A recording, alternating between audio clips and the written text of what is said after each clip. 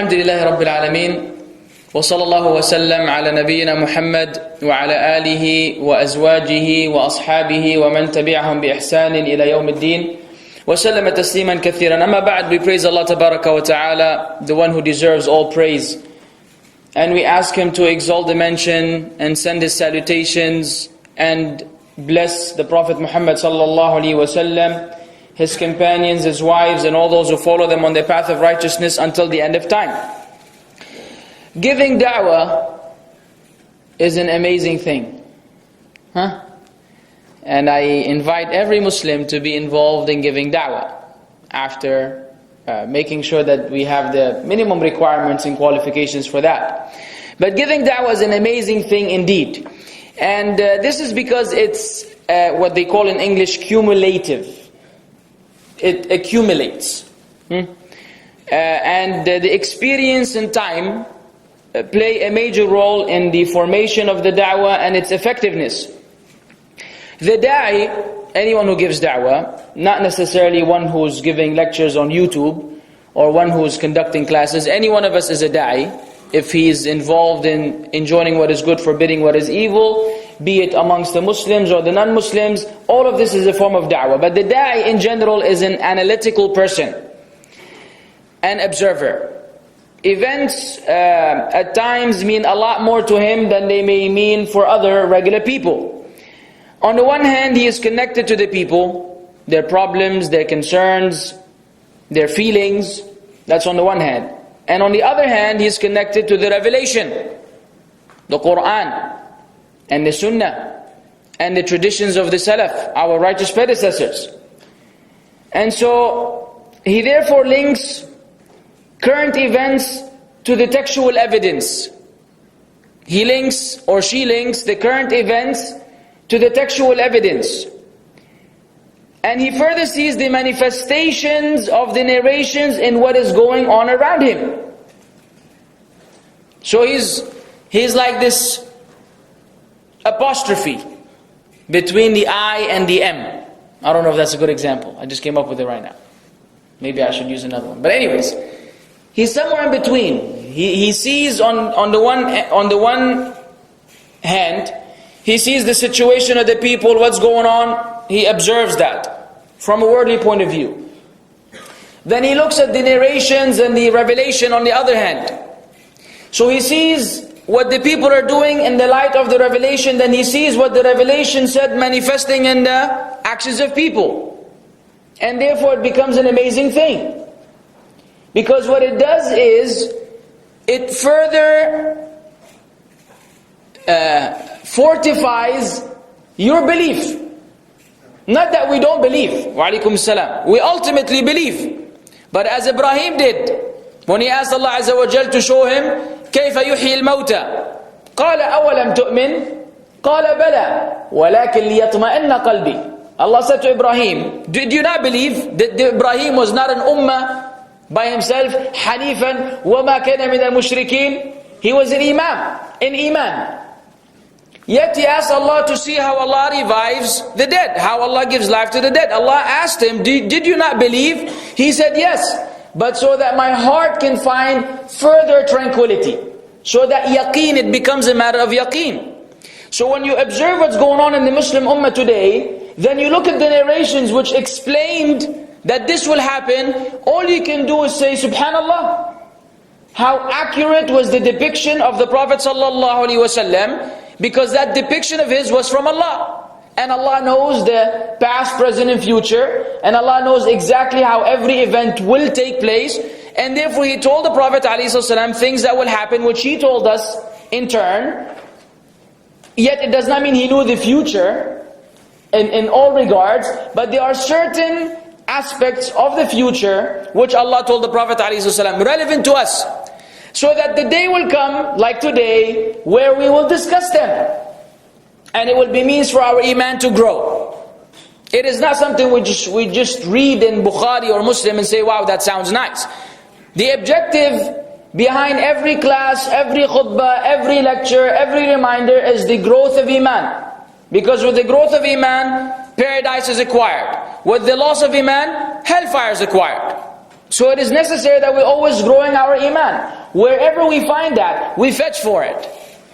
So one of these narrations which we can see the materialization of every day is a very interesting hadith of the Prophet ﷺ, which was narrated by Ibn Majah and Muslim and Ibn Asakir and a few of the muhaddithin. And with different wording of the hadith, different alfaz, different riwayat. We would bring them all inshaAllah ta'ala for the benefit.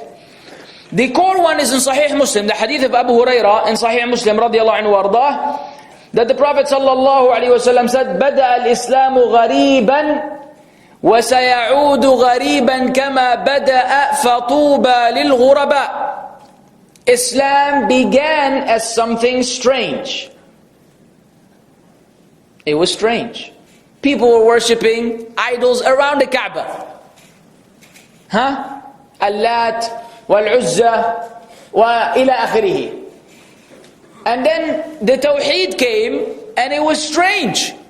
So much so that someone like Bilal radiallahu anhu would have to be tortured, and the scorching hot sun, placing heavy rocks on his back and chest for him to denounce and to abandon this Tawheed, this Iman of his. And of course you all know he was saying, Ahadun Ahad. It was something strange. أَجَعَلَ الْآلِهَةَ إِلَهًا وَاحِدًا إِنَّ هَذَا لَشَيْءٌ عُجَابٌ. That's what the mushrikeen of Quraysh said. He has made all these gods a single God? This is something amazing. It's ajib, according to them. So it was strange.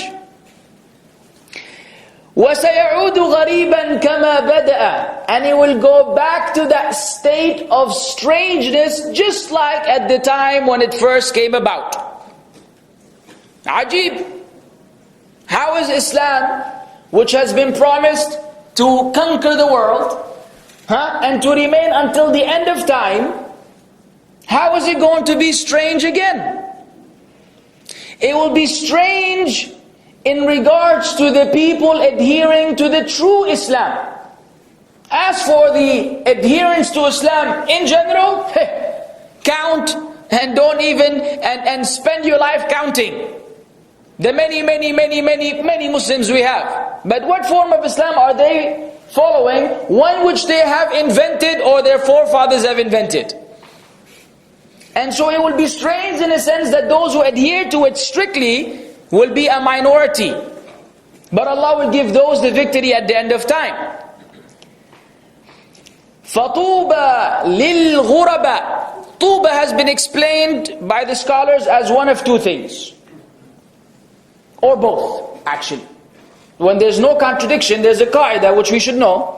According to the ulama, when they explain a couple of ayat or a hadith or whatever of revelation, and there's no contradiction between them, they accept all as valid interpretations. Only when there's contradiction, you will have to then understand one not in the light of the other. One might have abrogated the other one may be general, the other one specific, then we go on to other discussions. But if both interpretations are acceptable, then they will accept both. Both are not contradicting. So here Tuba could mean a tree in paradise. And Tuba could simply mean good tidings. And both are valid. Give the good news to these strangers and let them know that there's a paradise for them. There's a tree for them in paradise called Tuba, which will be given to them. Now, this is the riwayah of Muslim. And another riwayah from hadith of Ibn Mas'ud, which is authenticated by Shaykh al-Albani rahimahullah. قِيلَ يَا رَسُولَ اللَّهِ مَنِ الْغُرَبَاءِ. It was said, O Messenger of Allah, who are these strangers? The Sahaba were very keen. They wouldn't let this one slide. When he gives these glad tidings for the strangers at the end of time, you can't just say, okay, that sounds nice. You have to say, wait, who? Right? In school you do the same thing. Well, 4 people got A's. You don't say, oh, okay, that's cool, I'm one of the failures. Say, who got an A? Even if you got an F, and you know that you're done and your career is over and you're going to change schools and whatever, you still out of curiosity want to know, who's this one who got an A? Not to envy him. Some people will do that. Try to get an evil eye on the guy. Knock him out. No good. قالوا يا رسول الله من الغرباء؟ قال الذين يصلحون إذا فسد الناس. إذا فسد الناس. Those who will rectify, those who will be upright when the people become corrupt. Isn't that the condition of the Muslims today? Yes. Do we have corrupt Muslims? Sadly, yes. Who are the strangers? Those who will rectify when the people go corrupt. So right now, as we sit here, we are one of these two. Either a rectifier or a corrupter. Or corrupted, who's being rectified. And if we want to be among the strangers, we have to be those who are rectifying. Or those who will get rectified now to rectify later. ما في مشكلة, there's some time, we have some time. But before we die. وفي لفظ آخر الذين يصلحون ما أفسد الناس من سنتي. Now we get even more specific. Those who will rectify what the people have corrupted of my sunnah. And how many of those do we have now? We can't even count them. We can't even if we wanted. The strangers will rectify of the sunnah, meaning they will be fetching amongst all these things that the people are talking about, and they will see where have the people violated the sunnah. They will bring the sunnah forth to the people. Of course, this is the job of the scholars. Anytime someone violates the rights of the Prophet ﷺ by violating his sunnah, the scholars will clarify to the masses the sunnah of the Prophet ﷺ. When the people will make it corrupt, and they will make it in agreement with their desires, lowly desires. وَفِي لَفْظٍ آخَرٍ هُمْ أُنَاسٌ صَالِحُونَ قَلِيلٌ فِي أُنَاسِ سُوءٍ كَثِيرٍ. There will be a minority of righteous people among an evil population, among many evil people. الَّذِي مَنْ يَعْصِيهِمْ أَكْثَرُ مِمَّنْ يُطِيعُهُمْ. Those who will disobey them will be way more than those who obey them. Meaning they will be preaching and there will be only a minority who will accept the preaching. Everybody else will say, get out of here. Just another Wahhabi. It's exactly what it is today. You go through the ups and downs of life, and you go through the struggle, and you try to do something fi sabilillah. Perhaps Allah will accept, and then some layman from planet Jupiter will come and tell you at the end, oh, you're just another Wahhabi. Shut up. Thank you. But did you hear what the sunnah was? Did you bother to investigate? I'm a liar, or anybody else. Yeah, Sheikh, investigate first. When you have concluded that what was being said to you is some Wahhabi creation and there's no such thing, then we can have a discussion then. But to outright reject it just because it's coming from Saudi Arabia, or it's coming from whatever, however people now, qualify and categorize people, is just nonsense. So those who will obey them will be a minority. Those who will disobey them will be a lot. And so now the ulama are always accused of having a hidden agenda. Oh, this alim, he works for the government. Who pays you? That's the best one. You know, they leave the comment, You know that you're being paid by Hizb al-Tahrir. I'm like, who's Hizb al-Tahrir? Or by I don't know who. You know who's paying you. I said, yeah, Samsung Electronics. I work for Samsung, man. That's who's paying me. What are you talking about? They think that everyone who tries to tell you about Tawheed, he's paid. He's paid by some agency, somewhere who, they look for us, supposedly say, you will be the next YouTube speaker. Come, take this million riyals and go tell the people to worship Allah alone. Ya Shaykh, wallah, something that will... Your brain is about to fail in functioning. At the gravity of what you read, what is this? But that's what's being said today. Huh? Everybody's paid. If they tell you about the deen of Allah, they must be paid. If they modify it for you, customize it for you, tailor it, how would you like Islam? You tell me, what is your size? You want it, okay, this part will make it big, this one small, this one delete, take it out, take it out. Now you say, oh, okay, this is the good sheikh. This is the good spidah, this is the one. The one who makes sure that you're happy. Wallah al-musta'an. Now, Ibn Qayyim, who knows Ibn Qayyim al-Jawziyah? Only 5? 6, 7, 8, 9, 10? Okay, good. Who's this sheikh? Beautiful. Now, you know, how many years ago was that? Roughly. Around 700 years ago. He was speaking now, he was saying this. By the way, he addressed this issue of this hadith and the strangeness and the strangers around 700 years ago. When things were much, much, much, much better than today. Yet, look at what's happening. I'm going to quote a lot of what he said verbatim, because it is relevant. First and foremost, he quoted a wonderful ayah in the book of Allah, relevant to this hadith. فَلَوْلَا كَانَ مِنَ الْقُرُونِ مِنْ قَبْلِكُمْ أُولُو بَقِيَّةٍ يَنْهَوْنَ عَنِ الْفَسَادِ فِي الْأَرْضِ إِلَّا قَلِيلًا مِمَّنْ أَنْجَيْنَا مِنْهُمْ وَاتَّبَعَ الَّذِينَ ظَلَمُوا مَا أُتْرِفُوا فِيهِ وَكَانُوا مُجْرِمِينَ. If only there had been in the generations preceding you, people having wisdom, prohibiting others from evil in the earth, except a few of those whom we have saved from among them. Except a few from those who we have saved from among them. Who are these few? The strangers. What is their main quality? يَنْهَوْنَ عَنِ الْفَسَادِ فِي الْأَرْضِ. They prevent corruption and mischief and evil upon earth. Not the ones who are sitting there with their arms, crossed and saying, clapping for you and congratulating you on all the nonsense that we may be involved in. Not those ones. The ones that are actually applying the hadith of the Prophet ﷺ, whosoever amongst you sees something evil, let him change it with his hand, if you have the power to do so. And if you can't do it with your hand, then say something about it. And if you can't do that for some valid reason, then at least in your heart, reject it. But that is the weakest of faith. It takes some guts. Because very often we succumb to the situation and we say, yeah, but this is not really diplomatic, and these guys have to make sure they're happy. So we go on and water down the deen so we can make fulan happy. It takes some guts to say, hey, this is a violation, stay where you at.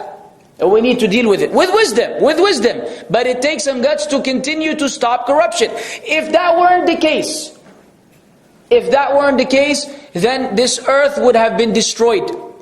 Allah Azza wa Jalla has made these people means for the maintenance.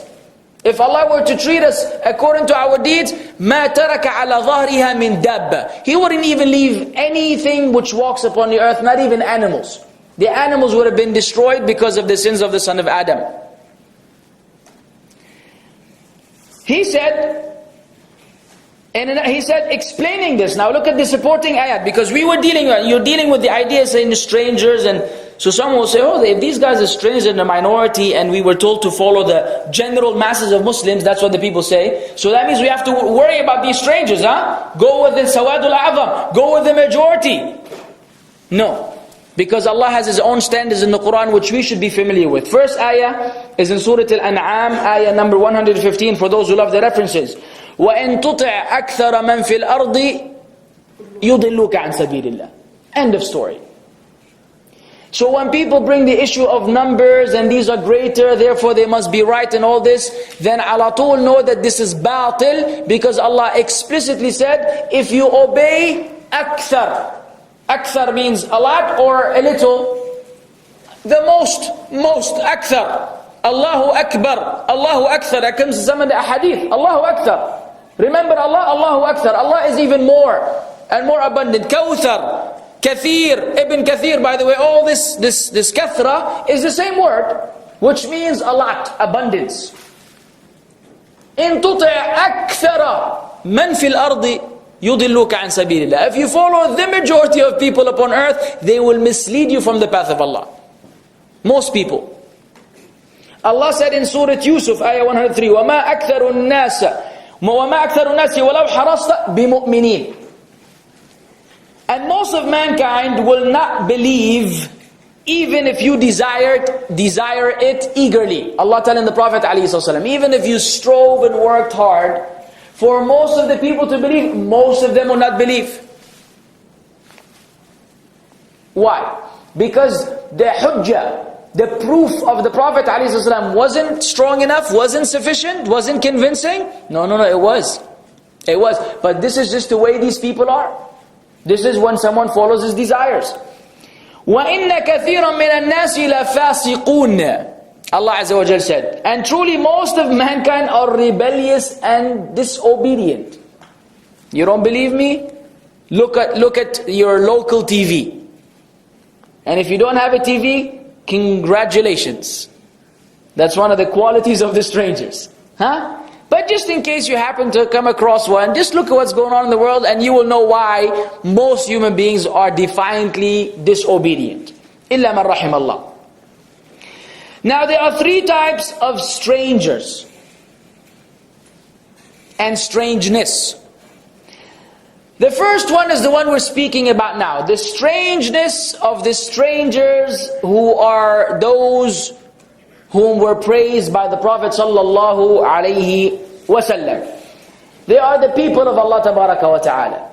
They are the selected, they are the elite, they are the beloved, they are the followers of the Prophet ﷺ, and we will deal with some of the examples later on in the lecture inshallah. They are those who are so special that when you read some of the other narrations related to them, one of us will have to beg Allah on daily basis to make us among them, to include us in their company, because their status is so virtuous in this day and time that you will not believe what will be mentioned about them. But I will give you some narrations so you won't think I'm exaggerating. Now, listen to this. Ibn Qayyim said, this is because, the Messenger of Allah sallallahu alaihi wasallam said about one of these strangers. He is described in one of the hadith. See how one of us is disqualified. It is possible that a disheveled, dusty person with not many belongings, who is not noticed among the people, if he asks of Allah, Allah will fulfill his prayer. Yani someone who people don't even look at, he's considered as a nobody. Could be the person who makes the tea at work, and everybody looks at him, say, look, this guy, loser. He's a loser. He sees himself in this, position, and he looks at him, say, this guy, he didn't accomplish anything in life. Perhaps one of us who's not that tea boy, will make dua day and night. Allah doesn't even accept the dua. He's working in haram and dealing with riba and backbiting and lying and stealing and the whole 9 yards. And this guy, his money is as halal as it gets. And if he were to ask Allah for anything, Allah will give him instantly what he wants, and he will ignore one of us. That's one of the strangers. Al-Hasan al-Basri, you should all know him, a famous tabi'i, known for his piety and knowledge, said, a believer is a stranger in this world. He is never afraid of its humiliation, and he never competes for its glory. The people are in one situation and he is in a different situation. The people are content with him, yet he is in turmoil with himself. The people think, mashallah, this and that, and he himself knows of himself and the calamities upon what no one knows. He's dealing with himself and trying to rectify himself every day, and the people don't even realize it. This is a true believer according to Al-Hasan al-Basri.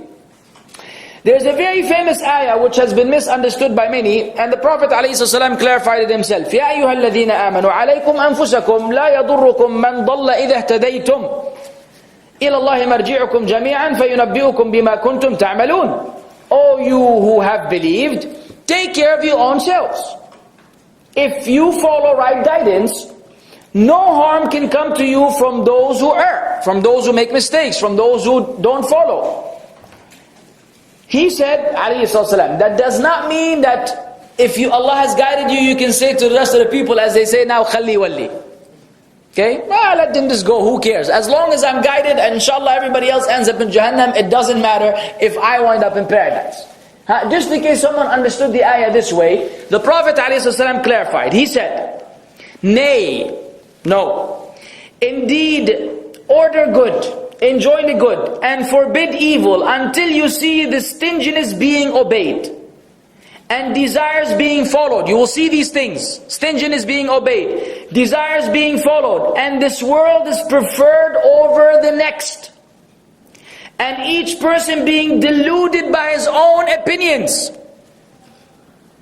Then take care of yourself and leave the common people, for indeed after you there will be days of patience. Listen to this. After you there will be days of patience, where patience will be like holding to glowing embers, burning coals. Holding on to the deen will be like holding to a burning coal. How long can you hold on to the burning coal? 1 second. Before you drop it and you start panicking and you call the ambulance and the whole 9 yards. But the days will come when holding on to the deen will be like holding on it without letting go. It's going to be tough. Really tough. And we're not even seeing all that, but we're seeing some. Whoever is able to do this will have the reward of 50 people that do like him. The Sahaba asked, O Messenger of Allah, the reward of 50 of them or 50 of us? He replied, the reward of 50 of you. And the hadith is reported by At-Tirmidhi and Abu Dawood, and it was authenticated by Shaykh Al-Albani rahimahullah ta'ala. So a person nowadays can have the reward of 50 of the Sahaba. Can you imagine Abu Bakr and Umar and Uthman and Ali and Sa'ad and the Uwais and all of these Sahaba. Abu Musa al-Ash'ari and the list, Abu Hurairah, and the list goes on. 50 of them, one of us today is entitled to this reward. But even if that person gets that reward, he will never be like the Sahaba. Will never be as good as Sahaba, as we will see at the end of the lecture inshallah. You'll see why. But in terms of ajr, Allah Azza wa Jal gives ajr to whomever He wills as much as He wants. So how would it be if one of us were to meet Allah on Yawm al-Qiyamah with rewards equivalent to 50 of the Sahaba, because he was adherent to Islam today? Where would he wind up? In the company of who in paradise? With the Prophet ﷺ.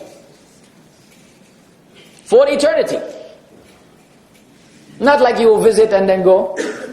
5-minute visit and then someone say, come on, time is up. Yalla, go back to your castle. Which will still be nice. But no, that person will be for eternity in the company of the messengers and the siddiqeen and the shuhada and the salihin. For something that we can do today, and we will see it's basic things. Do a few things and leave alone a few things and khalas. You're there. With this fitna, all we're being asked for is something minor. Minor. We're not doing anything at the level and the magnitude of that of the Sahaba. They were sacrificing their lives and their wives and their wealth and their neighbors and their parents. Everybody was put at stake for the sake of Allah. Now we're being asked a few things and we're falling short. And we will see a narration at the end of the lecture which will blow your mind. Because most of us have never heard that narration, even though it's in Bukhari and Muslim. And you will see that most of us in this lecture hall and elsewhere have possibly never heard that narration. But I will leave it till the end inshallah, its time shall come. The second type of strangeness is the opposite, the wicked people. They are strange in the sense that, say, this person is strange, man. What is all this stuff that you're involved in? Right? So they're strange from Allah. They have a strangeness with Allah, meaning there's no compatibility with the deen of Allah. They have become strangers to Islam, which is the blameworthy strangeness. The one that we don't want. We don't want to be at odds with the deen of Allah. ذَاقَ طَعْمَ الْإِيمَانِ مَنْ رَضِيَ بِاللَّهِ رَبًّا وَبِالْإِسْلَامِ دِينًا وَبِمُحَمَّدٍ نَبِيًّا صلى الله عليه وسلم. The hadith is a Muslim. He has tasted the taste of faith. In another hadith, halawatul iman, the sweetness of faith. Who is this person? The one who is pleased with Allah as his Lord, and with Islam as his religion and way of life, and with the Prophet Muhammad as his prophet. What does it mean to be pleased? Huh? What are you pleased? When someone begs you to do something? Or when you are by yourself convinced in it and you like it and you incline towards it, you're pleased. Oh, I'm happy with this. This is fantastic. Someone who's being always kind of roughed up and, debated and fought against and all this to make him swallow it, this is not someone who's pleased. And therefore, that's why some of us do not taste the sweetness of faith. We haven't really tasted it. Because we're always at odds with Islam. Like Islam wants this, but yeah, I know, but brother, come on, today, we're living in these times. Yes, but that's the price. If one of us wants to be a stranger and be taken to paradise, that's the cost. If we can't afford that, fine. If you can't afford a fancy car, keep your bicycle. Don't come on Yawm al-Qiyamah and say, but I want that Mercedes over there. You didn't earn it. Didn't earn it. Had you earned it, give you 2, give you 3, give you 100. Way more than that. But if we haven't earned it, we can't ask for anything. It's just not going to happen this way. So, how did I get here? Now, so this is the reality of these people. 50 of the ajr of the Sahaba. And that was the second type of the strangers, those who are away from Allah. The third type of strangeness is the one which is neither praiseworthy nor blameworthy. It is when you travel to another country and you are a stranger. Like when the Prophet ﷺ said to Ibn Umar, "Kun fi dunya ka'annaka gharibun aw abiru sabil." Be in this dunya like a stranger or a traveler or a wayfarer. Meaning someone who doesn't belong. So someone who doesn't belong is a stranger, which is the way we should feel towards this worldly life. Now one has the right to ask, what are the qualities of the strangers? So we can see whether we qualify or not. So we put a checklist kind of thing, a checklist of these qualities, and then each one of us will see, if he has it, he can put a tick. And if he doesn't have it, he put an X. If we have like 4 out of 5, that's pretty good. We have to work on one more. If we don't have anything, we need to be formatted. When you format SD card, with all the junk that's on it, put some new stuff on, Take out the old, porn applications and put some Islamic ones. In other words, the first quality of these people is tawheed. It's like, the tawheed is like an easy word to say. Now everybody says tawheed. Even the mushrik says tawheed. Don't be shocked when you hear Jews, Christians, Hindus, Buddhists, and some so-called Muslims, advocate tawheed. But when you come to the reality of it, you'll find that it is nothing but big shirk. But they call it tawheed. Tawheed is something very deep. So deep that Allah had to say in regards to it, شَهِدَ اللَّهُ أَنَّهُ لَا إِلَهَ إِلَّا هُوَ وَالْمَلَائِكَةُ وَأُولُو الْعِلْمِ قَائِمًا بِالْقِسْطِ. Allah bore witness Himself to His oneness. And there isn't anything or anyone greater than Allah. And Allah does not need to bear witness to something which is 100% the truth, only the truth and nothing but the truth. But it is so significant and so important for us to understand submission to the point that Allah made that testimony, followed by the angels, followed by the scholars, and then followed by all the evidences here in this earth that Allah is only one. This is being emphasized because we have today amongst the Muslims those who call themselves intellectuals, who actually are unintelligent. It's amazing when you are an unintelligent intellectual person. It's an oxymoron, as they say, it just doesn't make sense. But we have many of them today who use this brain of theirs, look, one of the scholars said, when Allah distributed the rizq, everyone complained. Everyone complained. Everyone came and said, why, this is hypothetically speaking, just to show you human beings. Why me only this? I needed more. Why this house? I need a bigger one. Why this car? I need a better one. Why this job? I need a better one. Everybody complained. But when Allah distributed intellect, everybody was happy. Because everyone thinks his brain is the mazboot. That's the only brain which gets it. Everybody else is just dumb. I just have to deal with these dumb human beings. Subhanallah, what is this amazing thing? How many people feel this way? When they drive in a car, when they're talking to people, it's like everybody's stupid except me. And the truth of the matter, very often everybody's intelligent except him. Which is not good. But they say no one complain about their brain. Said, oh yeah, my brain, no, this was given to me just the way I like it. And therefore, you find that everybody will put his brain as the, the element through which, the criterion for al-haqq al-batil. Like this newest clown on YouTube. Alhamdulillah, he doesn't speak English. May Allah never grant him this language, because he doesn't need to misguide the English-speaking people. But this new clown in the Arabic language now, who think because he's a doctor in some physics or chemistry or some nonsense, he thinks now he can come to the deen and apply all of the laws of physics on the deen of Allah. So after we had a person saying Dajjal was this and Dajjal was that, now this guy says there's no Dajjal. No Dajjal. Dajjal, cancel him out. But the hadith in Bukhari, Muslim, Tirmidhi, no. This is all kadhib. All of this is lies and fabrications. People came up with it just to kind of make you scared of, the end of time. Because the Quran mentions nothing about the Dajjal. And how could the Dajjal be such a great fitna and nothing could be mentioned about him in the Quran? Therefore there's no Dajjal. Shaykh. And so now the intellect, and you know how many people are following this junk? You will be shocked. You see the YouTube video and the number of comments and the number of views in the comments, and you go crazy. How many Muslims are being led astray with this nonsense? This will lead to denying the Sunnah, which will lead to denying the Quran, which will lead to apostating from Islam, apostatizing from Islam and leaving the whole religion, because it's just the way it goes. Once you ruin one of these things, the whole chain is the whole bead. You take out this bead chain and don't use it, stick to your fingers. But let's say there's one that the Christians are using, you take out one, you rip it, and the rest is just going to fall out. It's only a matter of time. And so, the brain is the judgment. No. Tawheed is something which has been revealed to us. It's something in our fitrah.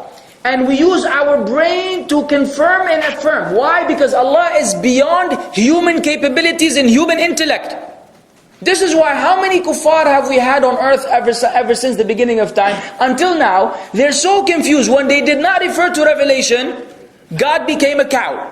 And God became a rat. And God became a snake. And God became a tree. And He became the sun and the moon and idols and animals and everything, insects. Became a god for these people because they didn't refer to revelation. They were using this feeble mind of theirs, thinking that they understand. They don't understand anything. So there's a time where you have to submit to Allah. This is real tawheed. Submitting to this and putting your brain on vacation if it's going to conflict with this revelation. End of story. Otherwise, one will go astray. That's the real tawheed. So these people are real muwahhideen, not jokers. Real muwahhideen who truly believe in Allah, as He revealed, as He described Himself in the Quran and the Sunnah. This is very critical. Because some people were asked, when one of these scholars, may Allah guide him and rectify his condition, he was asked about this matter. And he said, well, the majority of people believe this about Allah, so that must be the case. But that's not how the deen works. We believe about Allah according to what Allah said about Himself in the Quran and what the Prophet Muhammad ﷺ said about him in the Sunnah. This is our reference. Not the number of people and the number of universities which may teach something contrary to that. The second quality is following the Sunnah of the Prophet ﷺ. The stranger is a follower of the Sunnah. But it's very important to define Sunnah here. Sunnah could mean voluntary, active worship. Like this is a wajib or fard, and this is a sunnah. And sunnah could mean, if it's not something that is recommended, it's the way of the Prophet ﷺ brought to us through hadith. Which could be obligatory, which could be recommended, which could be mubah, which could be makruh, which could be haram. This is how it is done. So those who follow the sunnah, even though we're speaking about the whole thing, we're mainly focusing on doing the obligations and staying away from the prohibitions. The area of recommended and makruh, let's say that there's some flexibility. Even though we're expected and encouraged to do everything recommended and leave everything makruh. But let's keep it simplified for ourselves, because we're not really meeting the requirements. At least the halal and the haram. Following the sunnah in regards to the halal and the haram. How many Muslims do that today? How many Muslims violate, right there in the face of the hadith and in the face of the evidences, the Prophet ﷺ, because Maulana felt otherwise. Because my father told me otherwise. Or my mother, or my uncle, or back home. You know what I'm saying. I've said this many times, you're tired of hearing it, I know. But that's what we hear all the time. I'm just as tired. And you must be just as tired. Back home, brother, this is how we do Islam. Yeah, I understand, but back home, and so we go back to this back home. Go back home, ya Sheikh. Back home, back home. You're here now. Huh? The sunnah is different. Back home, back home. Don't go back home actually. We want you to stay here. But stick to the sunnah. Stick to the sunnah. There's no such thing as back home. We don't care what people are doing back home. Back home they're worshipping dead people in the grave. So you go, back home. So then you bring a dead man and put him in the masjid and pray to him as well. Because they're doing it back home. Back home doesn't mean anything. They follow the way of the righteous predecessors. They follow the way of the righteous predecessors. The virtuous 3 generations which the Prophet ﷺ praised. And gave him a special tazkiyah that none of us can ever dream about. Which is the hadith which you've also heard hundreds of times. Khayrun nas. And some people say Khayrul Qurun. This is not a valid hadith. There's no Khayrul Qurun. This word was by mistake mentioned by someone, then it was printed many times. The actual wording of the hadith is Khayrun nasi qarni thumma alladhina yalunahum ثُمَّ الَّذِينَ يَلُونَهُمْ. The best of people, the best of mankind is my generation, then those who come after them, then those who will come after them.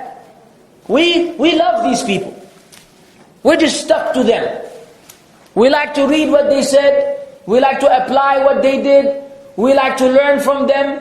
We prefer their understanding and their application over anybody else afterwards, unless that anybody else afterwards was doing what they were doing. In which case we will follow that guy too. Just like that. Very simple. There's a train, and the train has compartments, 1, 2, 3, 4 until the end of it. If these people are not on that same train, we just don't care. Okay, we will leave. We will get off the train. Now the last compartment could be following exactly what the first one is. They will all end up in the same destination provided they're on the same line. You try to split that train and it's going to crash. So this is our very basic concept. And this is something that we are neither ashamed of, nor are we afraid of it, nor do we hide it, nor do we play around with it. We say it boldly to everybody who's out there. And if anyone has a problem, then they have a serious problem. If anyone has a problem with this kind of mode, this kind of Islam, where we're following the best people, the Sahaba and those who came after them, then this person is 100% deviant and misguided. No doubt. But when we follow them, we have to really follow them. Because today we have, this copy and paste. You know the copy and paste professionals? You don't know them. Copy and paste people are such, okay? They have nothing to do. They're sitting at home most likely, I'm assuming. This is giving them the benefit of the doubt. They're sitting at home with nothing. Just watching YouTube videos and listening to the various speakers. Then they see this one speaker, they listen to an hour lecture, they catch one thing he said. That could be interpreted in many ways, but they give it the worst interpretation. Then they go fetching for his email, or some way to contact him. And then they finally find him, then they have the standard email. The copy and paste. Ibn Sirin said, rahimahullah, this knowledge is deen. So let one of you look, who is he taking his deen from? Another copy and paste. And they quote a few statements of our righteous predecessors, they say out of context, and then they send them to you. If you react the way they want you to react, you pass the exam, you become the sheikh of the time and the person who's referred to. You fail the test, no, you're the enemy of the deen. and you should be exterminated. And they go, you will say, what's going on in the world? Ya akhi, you copied and pasted, ya sheikh, you don't even have this thing memorized. Huh? You don't even know what you're talking about. When you quote something Ibn Sirin said, I don't know how many years ago, or any one of the Salaf, ya akhi al-aziz, you have to understand the context, the historical context at least. You have to speak to the people according to their understanding. What applied then may not necessarily apply now. The times have changed, people have changed. You have to modify without compromising in order to get to the people. It's called wisdom in da'wah. Something that many of them lack. They think they're adhering strongly by actually lacking wisdom. And wisdom is the opposite of that. There was a hadith, an authentic hadith, about a man and his son. And his son was a virtuous Sahabi. And his father told him when he knew that the Prophet ﷺ had returned from one of the expeditions and they had some war booty. He said to his son, let's go to Muhammad, see what we will get from him. Let's see what kind of, what he will give us of goods. And money and things of the sort. And he had a very strong voice. You could identify his voice from a distance. So as they came close to the Prophet ﷺ, the Prophet ﷺ heard his voice. And he knew what was going on. So he automatically went to his hujra and he got him a thawb, a jilbab, a jubba, they call it back then. A nice garment, beautified and adorned and everything. And he came and said, and not only the Sahabi explained, he showed it to his father. He said, look at this and look at that. He tried to show him the beautiful aspects of this garment. And he said, I have prepared this for you. I have kept this specifically for you. So the man smiled. So the Prophet ﷺ 4 times repeated, I forgot his name now, Fulan has become pleased. Fulan has become pleased. Fulan has become pleased. Fulan has become pleased. As if him becoming pleased is a big achievement. Even though technically speaking it is not. But this is the wisdom of the Prophet ﷺ in dealing with the situation. This is how we dealt with the people depending on the situation. He went and got a garment because this will pave the way for you to do many different things. Even though this person, they had an issue. So nowadays you may have to be in with people or in contacting people, communicating with people whom the people branded as whatever, because there's a greater wisdom and benefit in that. Versus saying you are there and we are here and therefore let's just all go and beat each other up while the Christians move on with their missionary work. There's wisdom, there's insight which some people lack. And therefore, the da'wah is destroyed. Fourthly, they are patient. The 3 kinds of patience. Patience in obeying Allah, patience in staying away from disobedience, and patience in regards to calamities. And lastly, they love each other for the sake of Allah. Truly. Loving each other does not mean that we will not differ or we will not maybe argue or fight sometimes. Let's hope it doesn't get to any physical fights. But it does not mean that there's 100% compatibility and harmonious conduct. But at the end of the day, when it boils down to it, you love that person for the sake of Allah, even though you may differ with them at times. This is the quality of the strangers. They love each other because they see this common link. Now, here we're going to come to the hot stuff. The hot stuff. Some contemporary examples. If you really want to understand what it is to feel strange. If you want to know what is the concept, what does it mean to feel the strangest? How can Islam become strange? Then pay attention to these examples. Since we just finished Eid, we'll begin with the Eid greetings. And this is another example, by the way, of this. Actually, this was one of the things I was going to mention right now. Alhamdulillah. So you can see a live example of what I'm about to say. I should begin with it now, but malish, I'll keep it until it's order. Eid greetings. We have some problems with the Eid greetings. Now, wait. Don't get excited. I know what Shaykh bin Uthaymeen said, rahimahullah, that in regards to the greetings which the people have become accustomed to, that there's some leeway. ما في مشكلة say Eid Mubarak, Eid Sa'id, and كل عام وأنتم بخير إلى آخره من expressions. طيب, if the people have become accustomed to that, then he said there's no harm in that. Fine, let it be.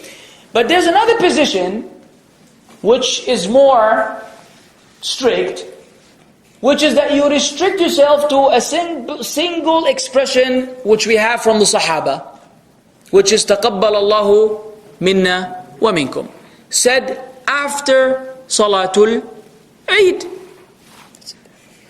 Are you entitled to follow this position? Yes.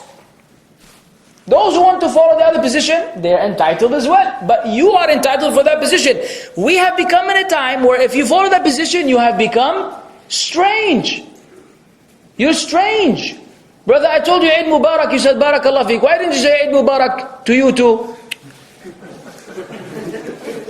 Just don't like it, akhi. Where is Eid Mubarak? I don't, where did that come from? Fine, you like it. I didn't tell you don't say it. I only showed you the other opinion, but don't impose on me to say it. Taqabbalallahu minkum. Or, according to Imam Ahmad rahimahullah, he would never initiate the greeting of Eid or anything of the sort. If someone greeted him, he would return with something better. That's it. He doesn't initiate. Now, if you don't initiate it, you're a criminal. Why didn't you send an SMS? Huh? Now, because now some people are so excited, Ya Shaykh, qasaman billah, if they were in front of me. Look, the first night of the last 10 nights of Ramadan, you get an SMS. Before everyone, I would like to say to you, brother, Eid Mubarak. Ya Shaykh, bagi 10 ayyam Ramadan, man, this is the hot time. What are you talking about? I don't even want to think about Eid now. All I know is, mashallah, he's keen, he's being the first one to give you the happy Eid. So 3-4 days before Eid, you start getting, this SMS after SMS, and it was fun. With the SMS, it was manageable. Now with WhatsApp, it's free. Hey, ikhlas. Every 3 seconds, as soon as you turn on your 3G network, 6, 7, 8, 9, 10-ish, and delete. I don't even read them anymore. Amarish. So next year, inshallah, don't send me Jack. I'm telling you from now, I don't even read it. Delete. Okay? Why? Because one of them, people have become so silly with this, they simply forward messages. So a brother's name is, I'm not going to say his name, send me a message with the signature of someone else. I replied, I said, brother, who is this guy? He said, I'm sorry, I forgot to delete the name. I said, what kind of greeting is this? Where's the sincerity, man? I want something from your heart, from the heart to the heart. You're just going to send messages, wasting money. If we collected this money that we use for these SMS messages to give it to the poor people, wallah, we will make a big difference in their lives. But nowadays, you feel strange because you're not in line with everybody else. Come on, man, too much. A second contemporary example is blaming. We're being blamed, or Muslims, and we hope that we are those. We're being blamed for not joining a group. Are you not with that group? No. How about that group? No. Then you must be with that group. No. Hey. Something's wrong with you, man. Why? Come on, man. Everybody's in a group. Look around you. Everybody's in a group. So one of us becomes strange if you decide just to simply follow the deen of Islam without doing it under the name of some group. Huh? Or thirdly, the crime of being a Muslim. Being a Muslim has become a crime. And therefore a Muslim now feels a stranger amongst the non-Muslims and their homeland. They see a niqabi woman, they trash her and speak ill about her, and they may harass her, and so on and so forth. Just being a Muslim now is no good. So a person is either to basically erase Islam from his life to please the disbelievers, or adhere to Islam and be harassed. Fourthly, before, I have to share with you this one. Okay, speaking of WhatsApp messages. Just to see the level of strangers we have. So you won't think I'm exaggerating, okay? I'm not going to, the brother, you don't know who he is, therefore this is not backbiting. So no one will give me a lecture later, okay? This is anonymous, okay? And I love him for the sake of Allah, okay? in spite of this. He's just learning the deen. But let me just tell you an example of some of the things I receive. Okay. Happy morning. Never heard that one before. Good morning, maybe. Happy morning, double exclamation mark. Between yesterday's mistake and tomorrow's hope, there's a fantastic opportunity called today. Listen, no, this is only the beginning. Live it! Exclamation mark. Love it! Exclamation mark. The day is yours! Exclamation mark. Pray for all Muslims in Jum'atul Wida'. So I replied, I said, there's no such thing as Jum'atul Wida'. There's no such thing. You know the whole thing in Ramadan? It's based on a fabricated narration. There's no such thing. Listen, you think this is wild? Wait.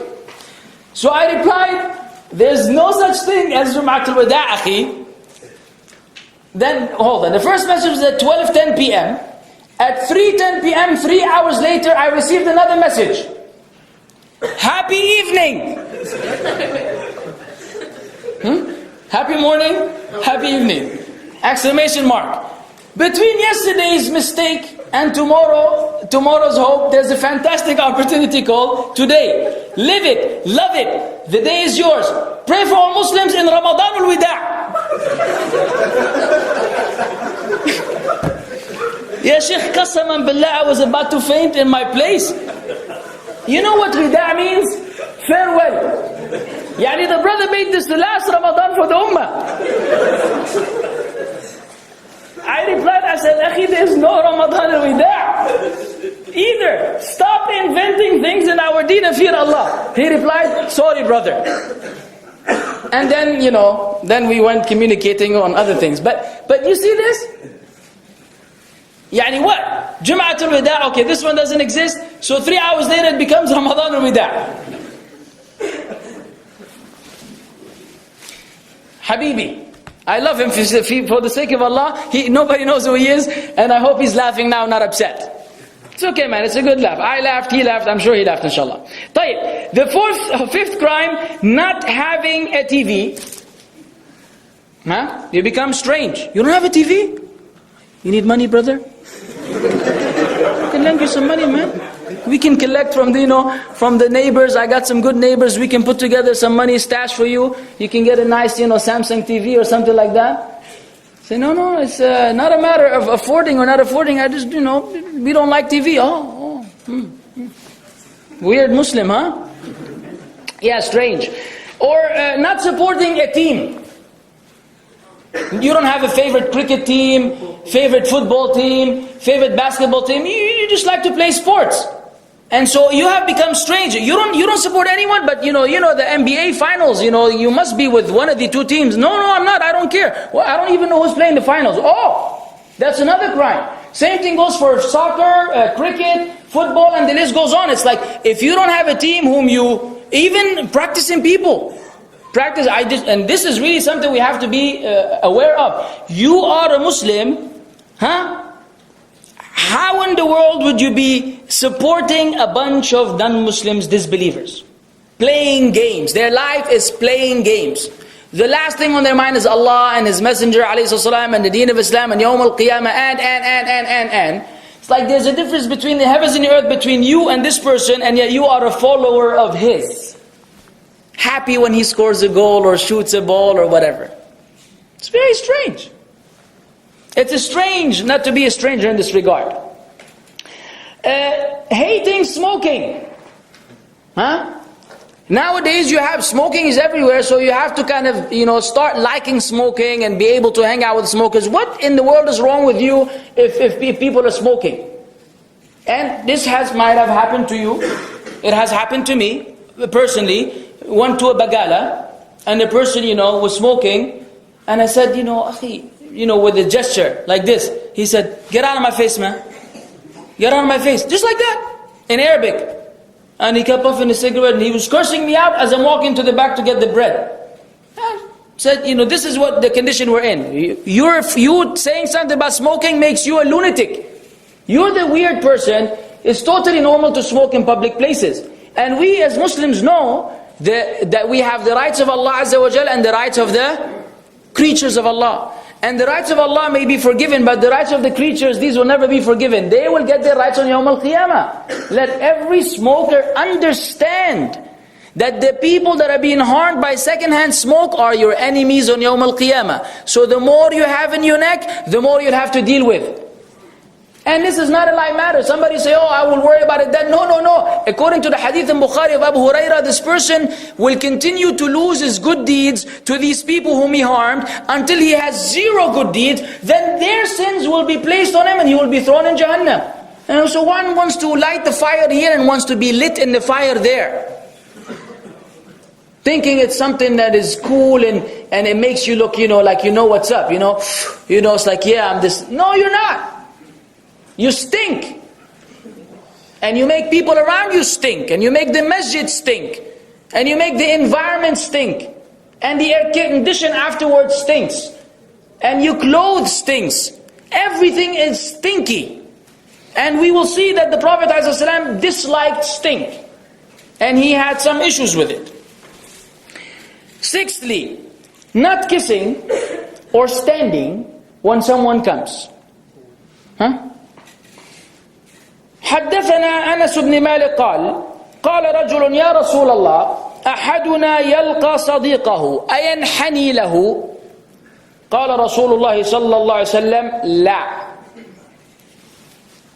33 I lost the note card, wait a second, 33 I'm sorry قال فيلتزمه ويقبله قال لا قال فيصافحه قال نعم إن شاء رواه أحمد وفي الترمذي ليس عنده إن شاء ولفظ ابن ماجه نحوه وفيه لا ولكن تصافحوا قال الترمذي حديث حسن صحيح وكما قال أو أعلى. This is the statement of Shaykh al-Albani. Anas said, a man came to the Messenger of Allah ﷺ and said, O Messenger of Allah, one of us will meet his friend. Should he bow to him? He said no. Said, should he grab him and embrace him? He said no. He said, should he kiss him? He said no. He said, shall he shake his hand? He said yes. In another riwayah he said, if he wills. In one hadith he said, if he wills. Another one he said, yes. In a third narration he said, no. However, no, don't kiss each other. However, shake hands. Exception to the rule, as we know from the hadith, when someone is a traveler, has come back home and you haven't seen him in a long time, in which case we have evidences that the Sahaba would come and embrace and kiss each other. Nowadays, a brother kisses more brothers than his wife.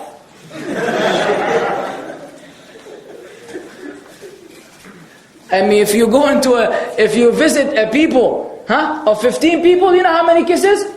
1. 3 on the right side, That's 4. Multiplied by 10, 40 kisses, man. 40 kisses in 2 minutes should be in the Guinness Book of Records. And he kisses his wife 40 times in his lifetime. All this kissing for what? Ya akhi, I don't want to kiss ya shaykh. Assalamu alaikum wa alaikum salam. Bas. You follow the other position, hayakallah. But if someone doesn't want to follow it, leave him alone. But nowadays it's a crime. If you don't kiss someone, so what's your problem? Why aren't you kissing enough? Or standing. Anas narrated, he said, كان أصحاب النبي صلى الله عليه وسلم إذا تلاقوا عفوا. This was another hadith supporting the first one, shaking hands. Anas said, كان أصحاب النبي صلى الله عليه وسلم إذا تلاقوا تصافحوا وإذا قدموا من السفر تعانقوا. رواه الطبراني في الأوسط.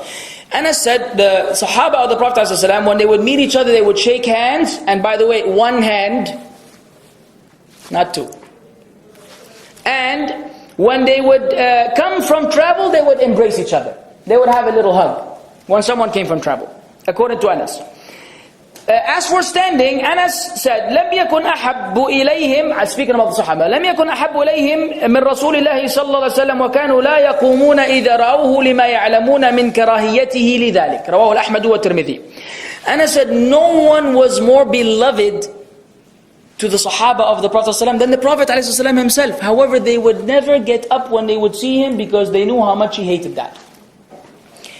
So, not getting up for someone when they come is actually the sunnah. The scholars have three different interpretations and three different situations when, standing over someone like a big king and you're standing over him, this is not acceptable. Or when someone visits you and you're going welcoming them, there's a difference of opinion among the scholars. And then standing for someone out of respect is no good. Like when a teacher comes in, you have to stand? No. Things of the sort? No. Nevertheless, worst case scenario, even though there's a difference of opinion, let's just say that if we should all stick to the sunnah. Right now, honestly, if someone came and you didn't stand, they'll be offended. According to the culture here at least. They will be offended 100%. But if we all, those who are striving to follow the sunnah, have this agreement amongst ourselves, that brother, when I see you, you keep sitting, don't get up and give me the whole, welcoming thing, just keep whatever, I'll shake your hands and khalas, then we will start reviving the sunnah of the Sahaba. It takes time, but we could be the initiators of good and we will have the ajr until Yawm al-Qiyamah. Mashi? So all those who listen to the lecture, this is the sunnah, in case you're interested. Khushu' in salah. The Prophet ﷺ said, إِذَا صَلَّى أَحَدُكُمْ إِلَى سُتْرَى فَلْيَدْنُ مِنْهَا لَا يَقْطَعُ الشَّيْطَانُ عَلَيْهِ صَلَاتَهُ Sahih Abi Dawud. The Messenger of Allah ﷺ said, if one of you prays to a sutra, and this is another evidence that now praying to a sutra has become a crime. If you go to the masjid and you get something out of the way and you put it in front of you, usually the elderly man in the masjid afterwards say, why did you do this? What is the point of you putting something in front of you, praying towards it? Say, it's a sunnah. It's a sunnah. We have many ahadith about the Prophet ﷺ. Even if he were in the desert, he would put an arrow and he would pray towards it.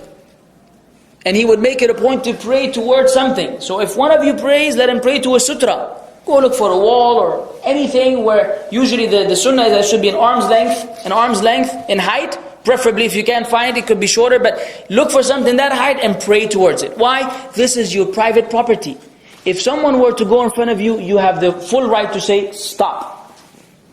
But if you don't, people will keep walking in front of you the whole time. And then your salah will be reduced. The ajr of the salah will be reduced according to the people walking by. If a woman goes by, bye salah. No salah. Void. So it's a very serious matter. Anyways, Abu Darda narrated أول شيء يرفع من هذه الأمة الخشوع حتى لا ترى فيها خاشعا رواه الطبراني والحديث حسن صحيح. The Prophet ﷺ said the first thing that will be taken away from this ummah is khushu' until you reach a point where you will not see a single person who's khashu' in the masjid. نسأل الله العافية. And this is something that we see today. Abu al-Aliya, one of the muhaddithin, he said, I would travel from one country to another, go a long distance, in order to collect a hadith. Look at the effort. They didn't have Google like we have today. He would travel distances, no airplanes, no cars, no trains, to another country to take a hadith from a man. He said, before I will take the hadith, I will wait for him to pray and I will observe his salah. If his salah was no good, he doesn't take the hadith from him anymore. This guy, if he has wasted his salah, he has definitely wasted everything else. If this were to apply to us today, then all of us cannot bear testimony in a court if we were to be asked to be witnesses. إِلَّا مَنْ رَحِمَ اللَّهِ. Because our salah is, Allah musta'an, khushu'. And it is strange now to find someone with khushu' in the salah, because إِلَّا مَنْ رَحِمَ اللَّهِ, khushu' has been lost. So the strangers have khushu'. قَدْ أَفْلَحَ الْمُؤْمِنُونَ الَّذِينَ هُمْ فِي صَلَاتِهِمْ خَاشِعُونَ. Adornment in a masjid. Ringtones, sorry. If you don't have music on your phone, then you have also become strange. So sometimes, your phone may have like a car or something that is not music, and the people are very irritated by that. Say, what is this? It's annoying. Then his Nokia tune comes on, now he feels all dandy. So what, you dislike the non-musical ringtone and you dig your musical ringtone? Who's lost here? So all this music on the phones, adhan as a ringtone, no bueno, no good. Adhan is made to call you to salah, not for someone to call you. When someone calls you, it's not Allahu Akbar. Okay? It's not Hayya ala Salah. This doesn't make sense. Same thing goes for the Quran. Same thing goes for the dua. It almost happened in the masjid in Ramadan. The imam is making dua and someone's phone came on with a Sudais dua. And the people about to say Ameen to the phone. Forgot about the imam. This one is better, according to them. Doesn't bring any good. Yes, adornment in a masjid. If someone now wears his nice clothes to the masjid, they say he's showing off. Showing off. But when he wears his pajamas, oh, this is the standard. And when he wears his nice clothes to the people, he's not showing off. But the actual sunnah is against that. Ya bani Adam khudu zinatakum inda kulli masjid. O children of Adam, take your adornment at every place of prostration. So when you look good in the masjid, which equals to smelling good, is the sunnah. And the opposite is not. Now by Allah, how many times have you managed to pray in the masjid without someone next to you so stinky that you feel that you want to leave the masjid? Wallahi, it has become very difficult. Either armpits, or cigarettes, or some food, or something. It's not even if you're in the first row behind Imam, somehow stinky people make it there. And it's not cool. It's not cool, honest. And let me be honest with you. Let me be very honest with you. Some of us are stinky and they don't know it. So don't trust your own self. Ask someone that you trust. A brother that you trust, and there's between you, bread and salt, as they say. Get him, brother, do I stink? He will tell you. He's not going to say, oh no, you smell very nice. He's going to say, oh dude, take my deodorant now. But sometimes you smell, say, oh no, I'm okay. No, you're not okay. Okay? Sometimes we judge ourselves too good. So when it comes to the issue of smell, please refer to a third party. Someone that you can trust that will tell you flat out, brother, this doesn't smell good. Because many of us, think they smell nice, but they don't. Now look at the sunnah. Anas said, when he was describing the Prophet ﷺ, وَلَا شَمَمْتُ مِسْكًا وَلَا عَنْبَرَةً أَطْيَبَ مِنْ رَائِحَةِ النَّبِيِّ صَلَّى اللَّهُ عَلَيْهِ وَسَلَّمْ. Hadith مُتَّفَقٌ عَلَيْهِ. I have never smelled musk, nor ambara, another kind of perfume that was better than the smell of the Prophet sallallahu alaihi wasallam. Yani, can you imagine the fanciest perfume you can think of? The Prophet alaihi wasallam smelled better all the time. He smelled so good that his sweat, as Sulaim said, كانت تجمع عرقه فتجعله في الطيب. She used to collect the sweat of the Prophet ﷺ and it would mix it with other kinds with oils and perfume, and it will make the most beautiful perfume ever. The sweat of the Prophet ﷺ. This is how good he smelled, that when he sweat, he will smell good. This is the sunnah. So every believer should smell good, male and female. Now I will conclude with this hadith, and this is the one that I told you, probably none of us has heard it. Maybe a few. And the hadith is the hadith of Abu Hurairah radiallahu anhu. It's in Bukhari, Muslim, with different wordings of the hadith. He said that the Prophet sallallahu alayhi wa sallam said, وَالَّذِي نَفْسِي بِيَدِهِ لَيَأْتِيَنَّ عَلَىٰ أَحَدِكُمْ يَوْمٍ وَلَأَنْ يَرَانِي أَحَبَّ إِلَيْهِ مِنْ أَهْلِهِ وَمَالِهِ مَعَهُمْ.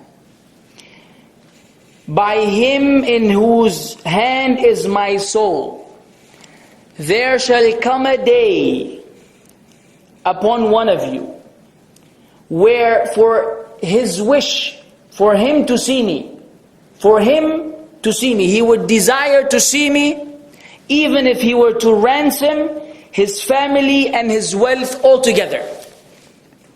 Let me explain. Think of the richest man you can think of right now.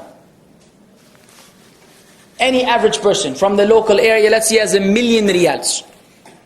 He has 1 million riyals.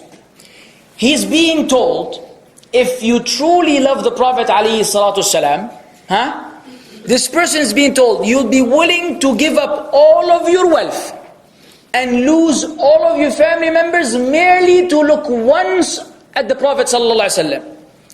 The value The value of looking at him once is equal to someone giving up all of his family and all of his wealth.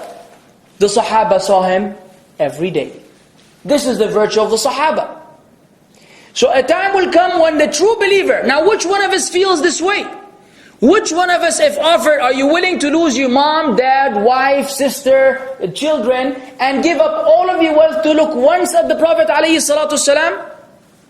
Most, even if they claim yes, will eventually not do it. But look, let's simplify it even more. We're not even being asked to do that. In fact, if one of us wants to prove this, there's a much easier task. Obey him. Obey him. Obeying him, alayhi sallam, and avoiding his violation and going against him is the actual manifestation. It proves that this is at least a gateway. If we're unable to carry out the command and leave alone the prohibition, from where in the world are we willing to give up our family and wealth to see him? Never. Never. So the true strangers, this is the level of connection they have with the Prophet ﷺ. And today, as we all know, we are always being begged to follow the Sunnah. Begged. And forced. And reminded often and often. And yet we continue, we know, but we turn away. We know, but we don't care. And we're speaking about obligations. So, where are we from this guy? Where are we from this guy whom the Prophet ﷺ said, there will come a day, and he swore by Allah, there will come a day where a real Muslim, a real believer, a real stranger, he'll be willing to give up his wealth and his family simply to look once at the Prophet ﷺ, let alone pray behind him, be in his company, shake his hand, or kiss him ﷺ. And today, not only we don't feel this way, sadly, illa man rahim Allah, even a much easier task, we are failing at a large scale, illa man rahim Allah. So if one of us really wants to be a stranger, that has to change. That has to change. Perfection belongs to Allah. Being able to get the sunnah and act upon it every time is impossible for us human beings. We're prone to sin. But there's a difference between the one who's striving and fails and the one who doesn't care to begin with. We simply want to be among those who strive and fail. We will fail. But as long as we're striving, not caring to begin with, will guarantee being exempt from these strangers, and then will not be giving all these blessings and all these virtues which were said and mentioned in the beginning of the lecture. So in summary, my brothers and sisters in Islam, the matter, as you see, is very serious.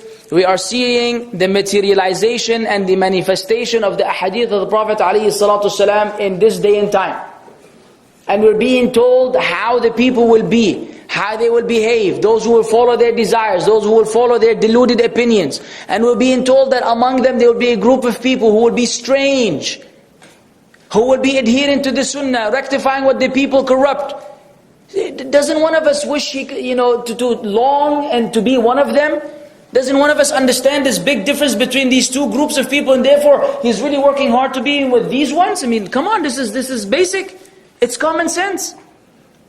But the shaitan is working hard to deceive us. So we have to wake up and we have to beat him in his own game. It takes some effort, it takes some striving, but Allah will facilitate for those who strive. So I ask every Muslim to become a stranger. In a sense, those whom the Prophet ﷺ said, طُوبَ لَهُمْ أسأل الله تعالى أن يجعلني وإياكم منهم وأن يرحم جميع المسلمين وصلى الله وسلم على نبينا محمد. Any questions? Quickly, because we went a little overboard with the time. I'm sorry. I didn't realize it was an hour 18 minutes. Allah understand. Yes, sir. The ayah you mentioned of the Surah ayah 116. When I mentioned it to someone, because you mentioned it previously in one of your lectures as well. When you mentioned it to someone, they said that ayah is specific for the kuffar, it doesn't apply for the Muslim masses. And what is the evidence for that specification? I want to ask you. No, but see, here's beautiful. Whenever someone asks you, Jazakallah khair, whenever someone asks you or claims something, it's upon al-bayyinatu ala man idda'a. This is what we learn from the Sunnah. The proof is the burden on the claimant. You make it. Let's say you claim that I'm a liar. I don't have to disprove anything until you prove that I lied. Otherwise, if someone said, you're a liar, you're a magician, then I have to, no, I'm not a magician because I've never practiced magic. And I'm not a liar because it's impossible. You cannot go negate a million things. But when you bring an evidence, then we can deal with the evidence. He says that this is only speaking about the kuffar. The Muslims say, قُلْ هَاتُوا بُرْهَانَكُمْ إِن كُنْتُمْ صَادِقِينَ. Bring your proof if you are truthful. When he brings it, then we can deal with it. Until then, say, I will not accept an ayah, which Allah said, nas, إِن تُطِعْ أَكْثَرَ مَنْ فِي الْأَرْضِ. Allah didn't specify them, He could have. I will not accept a specification which the ayah didn't specify, except with the tafsir from the Prophet ﷺ or from the Sahaba. Otherwise people will twist the book of Allah according to their desires, as we see happening today. The essay. No, this is really an essay now. Come on.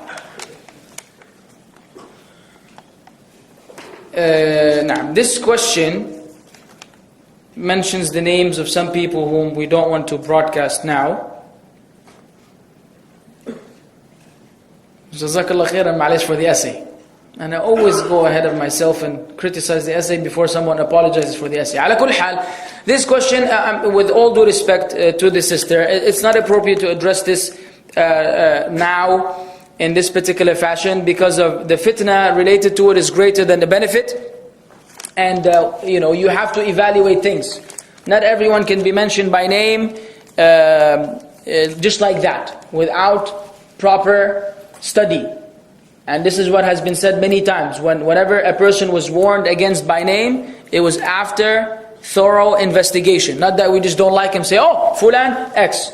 So this is based on a person whom I haven't had the chance to really look into what is being said about him and what he said. Therefore, I am not entitled, nor am I allowed in Islam to pass any judgment in regards to him, in regards to this issue. Therefore, I decline to answer this question respectfully, not to ignore your needs, but I'm not qualified to be dealing with this question in particular. Now, yes, akhi.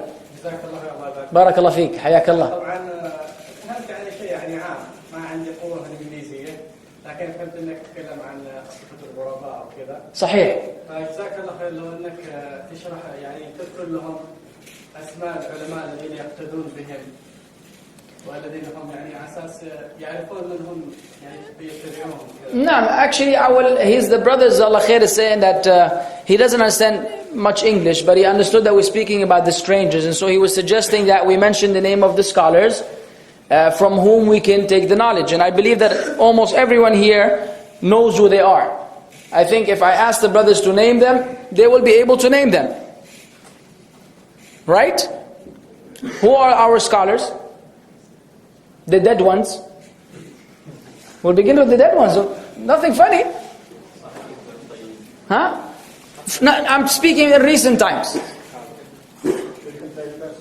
Sheikh bin Baz, rahimahullah. Who else? Sheikh bin Uthaymin. Who else? Sheikh Albani, rahimahumullah. Today, Sheikh Fawzan. The same mashayikh. These are our mashayikh. Back in the days until those in modern times. These are our mashayikh. We don't go away from them. Not because of their individual selves, but because of the deen they represent. Now we're not fascinated with one person to the point of blind following him and shutting down everybody else and everything else. Never, never. But we follow these personalities because of their adherence to the way of the righteous predecessors, not because of their individual selves. Now, barakallah feek. Yes.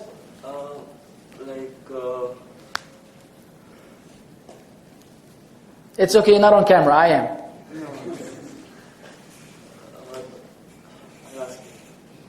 You'll ask me later? طيب ما في مشكلة. No problem. Yes, أخي. Can you use perfume which contains alcohol, because there were any difference of opinion? So do we need to use the musk which doesn't have any alcohol, or are we free to use any alcohol which are being sold in there? No. The brother's asking about, people always say repeat the questions. Finally, I remember to repeat the questions. He's asking about using perfume with alcohol, whether it is halal or haram. And he mentioned there's a difference of opinion, and that's the answer. There's a difference of opinion. From what I know, there are 3 opinions. Okay? One which says it's halal, all the way. but it's not allowed for a Muslim to make it. You can consume it if someone else makes it, but you don't make it yourself. The other opinion is in between. The position of Shaykh ibn Uthaymeen rahimahullah is it depends on the percentage of alcohol. If the percentage is high, then you don't use it. If the percentage is low, use it and there's no harm whatsoever. The third position, it's haram totally. Once it has alcohol, then khalas, it has something that is najis, and therefore, they go into the whole discussion. But then they are told, okay, well, is this alcohol the one which if you drink, you get drunk? And are they different kinds of alcohol which are used in medicine? They go into really a very lengthy discussion, and I can't really give you any final conclusive answer. But the safest position is the one of Shaykh ibn Uthaymeen rahimahullah. Naam, and if someone has an alternative, then hey. But sometimes the one with the small alcohol makes the smell last longer, therefore reducing the stink. And it may be good. Now, you said about smelling good, but I think it's better that we clarified that further, because some of the sisters, they put on so much perfume that, say for example, at workplace, across you, or if they're with you in the elevator and they leave the elevator, for 2-3 minutes the smell doesn't go. Jazakallah khair. Very good pointer from the brother, which I missed, which is when we're speaking about smelling good, we were speaking to the brothers and the sisters at home. Because if we go back to the lecture, is this sister going to Jannah? We explained there the narrations from the Prophet ﷺ in regards to the woman who puts on perfume and goes out before men. And as the hadith says, she is a fornicator. She is an adulteress. Why? Because men love good smell the same way women love good smell.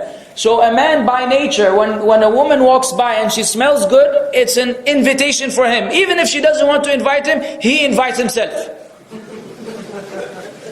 Ala tul. No, not only he invites himself, he will think in his mind, she wants me.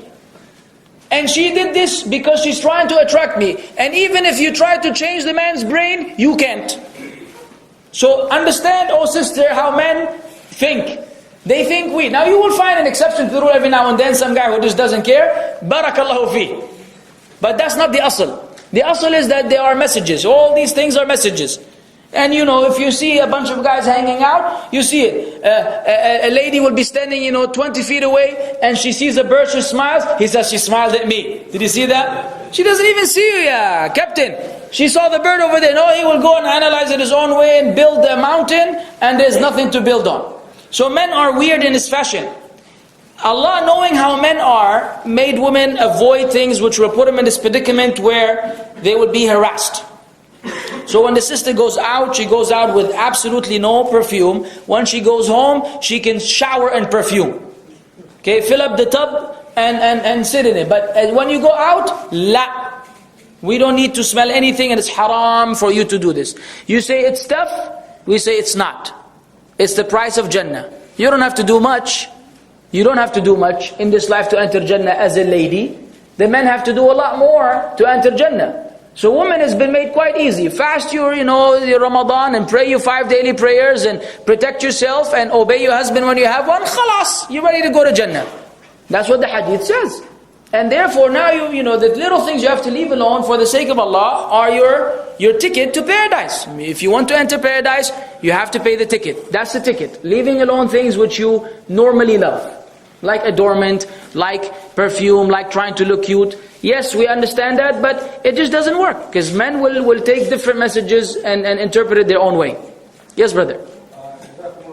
Barakallah feek. The issue of second-hand smoking that you mentioned, and then you mentioned about the hadith where in Yawm al-Qiyamah, the person will take the deed, will be violated in this world. What about the responsibility of that person who is subjected to second-hand smoking? They might, because of peer pressure, or they might be shy about speaking up. But isn't there responsibility to say not to sit with those people who are smoking? Or, yes. for example, when some people smoke in their office. So if you go to the office and you are shy to say, I'll come back, or you're the one who caused that to yourself. La. you might have been unable to address the issue at that point. But who created the smoke? They have. No, what I'm saying is, if you have the ability to leave, let's say people sit in cafes, right? You have your friends, they smoke, you don't.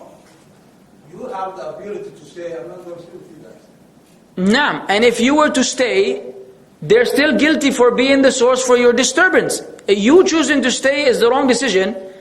It does not absolve them of the guilt of still causing smoke to be present in that closed-in area. My point is, you can avoid those. Even if you can avoid, they're still guilty.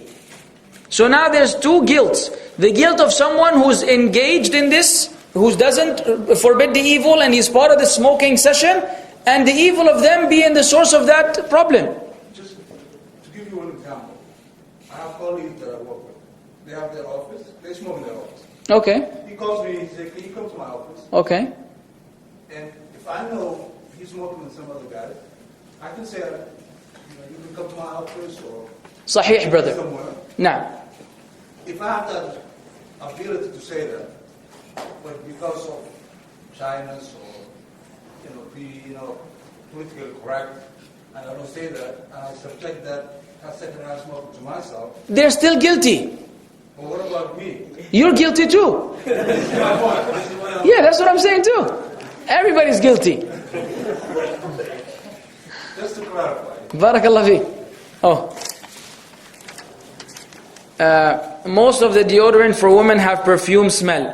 Please advise. Now, when the sisters use deodorant, usually deodorant, by the way, its main job is to eliminate the smell of sweat.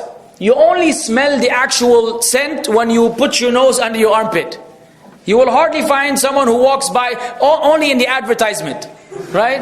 They show this guy with this bushy, nasty, armpit. And then he walks by and all the women are like, whoa.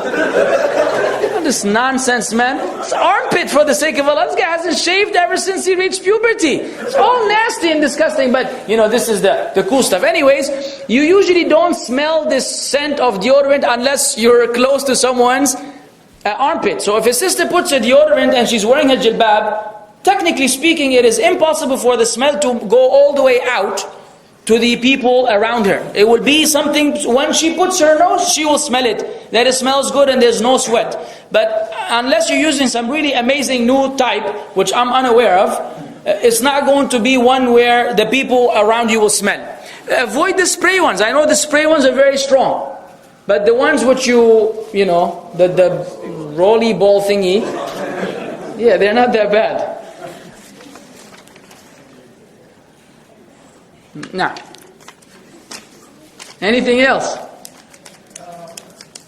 Regarding reference to the question, is it man allowed to put perfume like that? Like women, they are putting a lot of perfume. Okay. But is man allowed to put? Oh yeah. Oh yeah. Big time. That's no problem. Yeah, I mean within reason.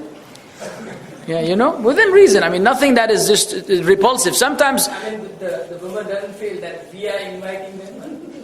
Huh? Yeah, but see, if you're not free mixing with women, no, they will not feel this way. Yeah. Huh? And right now, you're among the brothers and sisters are not going to smell anyone on this side. I'm in working places. Sometimes we are mingling with women. Allah musta'an. Yeah. Then we have a whole other problem. Nah. طيب جزاكم الله خير. خلاص؟ السلام عليكم ورحمة الله وبركاته.